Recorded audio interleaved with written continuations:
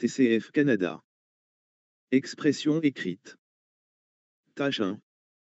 Votre ami va venir passer le week-end prochain dans votre ville. Écrivez un message pour lui présenter tous les moyens de transport disponibles dans votre ville, type de transport, circuit, tarifs, etc. Proposition de correction numéro 1.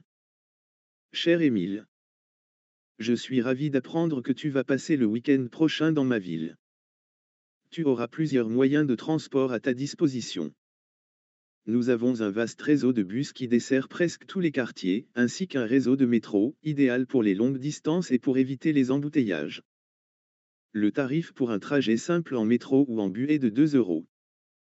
Si tu préfères une option écologique, les vélos en libre-service sont disponibles à environ 1,70 € l'heure. Pour plus de confort et de rapidité, les taxis sont faciles à trouver, offrant des trajets privés à tarifs compétitifs. J'espère que ces informations te seront utiles pour ton séjour. Amicalement. Félix. Nombre de mots, 118. Proposition de correction numéro 2.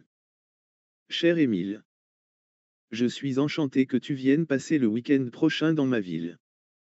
Permets-moi de te présenter un aperçu des différents moyens de transport disponibles ici. Tout d'abord, il y a les taxis jaunes ou orange avec un panneau taxi sur le toit, qui desservent tous les quartiers. Les tarifs varient en fonction de la distance parcourue. Ensuite, les motos-taxis, appelés bansquins, sont couramment utilisés pour éviter les embouteillages, mais ils sont plus chers que les taxis. Le tarif est négociable avec le chauffeur. Enfin, pour les trajets professionnels, des agences proposent des voitures à louer à environ 10 000 francs CFA par jour. J'espère que ces informations te seront utiles. Amicalement. Félix. Nombre de mots, 117. Tâche 2. Vous avez participé à une fête avec vos voisins. Écrivez un article de blog pour raconter cette expérience. Proposition de correction. Une fête mémorable avec mes chers voisins. Chers lecteurs. Aujourd'hui, je souhaite partager avec vous une expérience inoubliable, une fête mémorable avec mes merveilleux voisins. La fête s'est déroulée dans notre quartier paisible et convivial. Après une planification minutieuse, nous avons organisé un barbecue dans un parc voisin, offrant un cadre idéal pour rassembler tout le monde et profiter de l'air libre. Chaque famille a apporté sa spécialité culinaire, créant ainsi un buffet délicieux et varié. L'atmosphère était remplie de rires et de joie. Les enfants ont immédiatement tissé des liens d'amitié, tandis que les adultes ont échangé des histoires et des anecdotes amusantes. Les barrières entre nos maisons semblaient disparaître, formant une véritable communauté. En conclusion, cette fête avec mes voisins a été une expérience exceptionnelle. Elle a célébré la diversité, favorisé les échanges et renforcé nos liens. Rendez-vous dans notre prochaine aventure communautaire. Bien amicalement.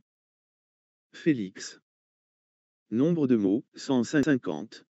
Avant de continuer, n'oubliez pas d'aimer la vidéo, de vous abonner à la chaîne pour ne pas rater nos prochaines vidéos. Tâche 3. Les distributeurs de boissons dans les lycées, pour ou contre. Document 1. Je suis en faveur des distributeurs de boissons dans les lycées.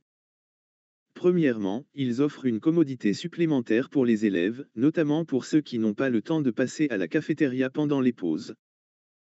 Deuxièmement, s'ils sont bien gérés, ces distributeurs peuvent offrir une gamme de boissons saines, comme de l'eau, du jus de fruits purs et des boissons aux fruits sans sucre ajouté. Ces distributeurs peuvent être une source de revenus supplémentaires pour l'école, qui peut être réinvestie dans l'amélioration des infrastructures ou des programmes scolaires. Miguel, 26 ans. Tâche 3. Les distributeurs de boissons dans les lycées, pour ou contre. Document 2. Je suis contre l'installation de distributeurs de boissons dans les lycées. Ma principale préoccupation est liée à la santé des élèves. Malheureusement, beaucoup de ces distributeurs sont remplis de boissons sucrées et de sodeuses qui contribuent à l'obésité infantile et à d'autres problèmes de santé comme le diabète. Même les jus de fruits, qui peuvent sembler sains, contiennent souvent beaucoup de sucre. Les écoles devraient être des lieux qui encouragent des habitudes alimentaires saines et je crains que la présence de ces distributeurs n'encourage une consommation excessive de boissons sucrées. Hakim, 29 ans. Tâche 3. Les distributeurs de boissons dans les lycées, pour ou contre? Proposition de correction. La question des distributeurs de boissons dans les lycées suscite des opinions divergentes. Miguel défend leur utilité en raison de la commodité qu'il offre aux élèves pressés, la possibilité de proposer des boissons saines et de générer des revenus pour l'école. Hakim s'y oppose, craignant une consommation excessive de boissons sucrées et les effets néfastes sur la santé des élèves. Selon moi, l'installation de distributeurs de boissons dans les lycées n'est pas intrinsèquement mauvaise. Toutefois, il est essentiel de tenir compte de plusieurs facteurs avant de prendre une décision à ce sujet. Il serait judicieux d'examiner attentivement les types de boissons disponibles dans ces distributeurs en privilégiant les options saines et en limitant les boissons sucrées.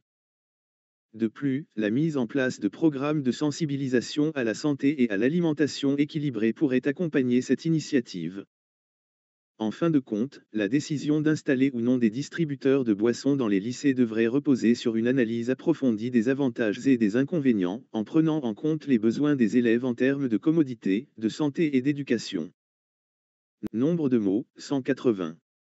C'est la fin de cette vidéo. Si vous l'avez aimée, n'oubliez pas de partager avec vos amis, surtout de vous abonner, et activer la cloche de notification pour ne pas rater les prochaines vidéos.